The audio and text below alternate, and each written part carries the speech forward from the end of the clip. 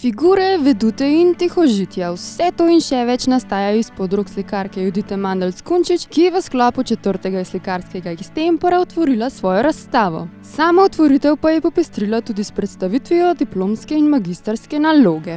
Danes imam predstavitev svoje diplomske in magistrske naloge z Visoke šole za risanje in slikanje Arthouse, ki sem jo končala letos in zato sem se odločila, da to predstavim kot spremljevalni dogodek 4. extempora, ki ga prireja slikarsko društvo Atelier Bled.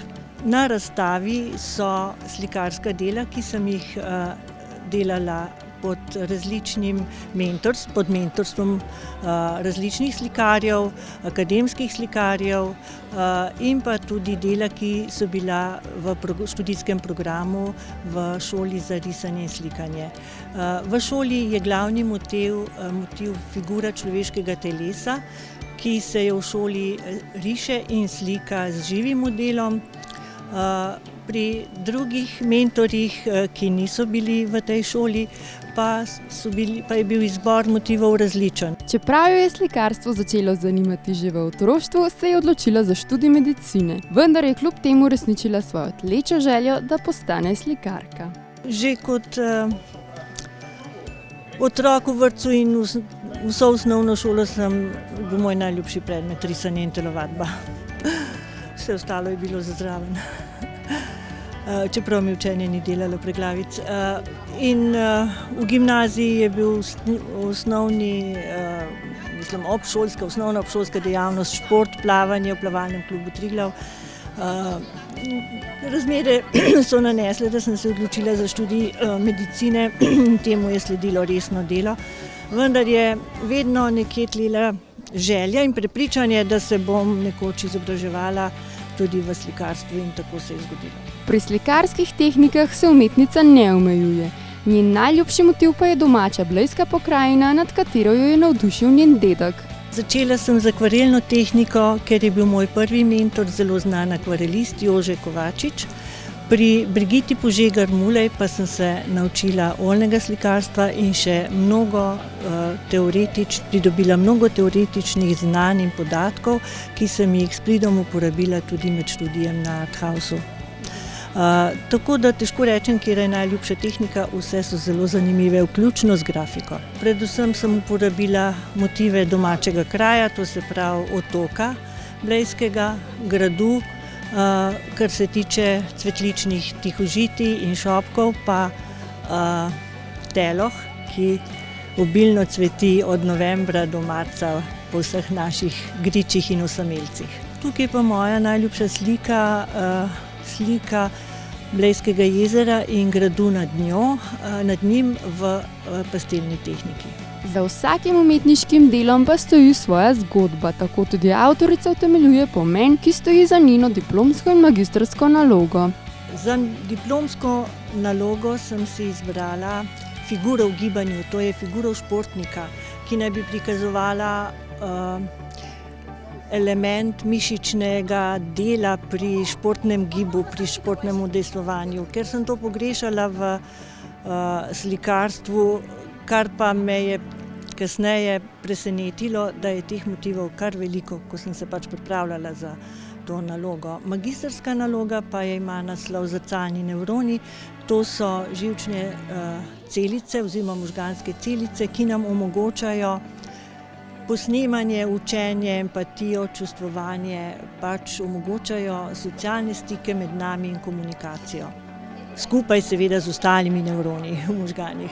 Po koncu programa smo obiskovalce povprašali o občutkih, ki jih vzbujajo dela Judite Mandelc-Kunčič. Razstavo sta si med drugimi ogledala tudi likovnik Janez Milkovič-Jano in fotografinja Andreja Peklaj. Judita je naša kolegica v kulturno-umetniškem društvu v kliničnem centru dr. Lojze Krager v likovne sekcije.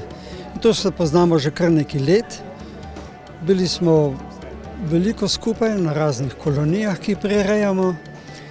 In skupaj rasemo s tem likovnim ustvarjanjem. Zrcalni nevroni pravzaprav govorijo ravno o tem, kar mene tako neskončno fascinira, navdušuje in pravzaprav tudi mi dajo spodbudo na moji ustvarjalni poti, da se na čim več načinov izrazim oziroma da sledim tistemu, kar se želi izraziti.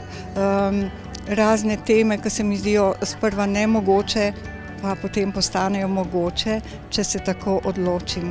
In mislim, da se je gospa Judita izjemno odločila in se veselim njega napredka, ker je že zdaj, odkar se mi poznamo, res izjemen napredek dosegla. Med slikami se je sprehodil tudi umetnik Huberto Široka. Recimo, da ne bom govoril o slikah, pa govoril o tem, kar doživljam pri njej. Nekaj čarobnega je kot človek, ki ima neko željo, hrepenenje in strast in potem gre proti svojemu cilju in na koncu je rezultat ta, kar imamo mi tukaj videti. Ker pomembno je v življenju ta strast in če človek nosi strast, je vse mogoče. Poleg tega, da je mati, poleg tega, da je dobra zdravnica, poleg tega, da trenira razne stvari, pomaga drugim ljudem, je še najdla vse toliko časa, da se je strokovno usposobila in je danes akademska slikarka in mislim, da je to tisto, kar je v človeku najbolj čarobno. Strast, ki te pelje proti tvojemu cilju. Tako pa Juditina dela doživlja njena prijateljica Ana Marija Kovač, ki jo spremlja že celo življenje. Zelo natančno in precizno želi povzemati to, kar v naravi nekako zazna, ali pa tudi na objektih ali pa na ljudeh zazna. Jaz in moj pristop sta tukaj zelo različna, zato težko govorim in sodim o tem.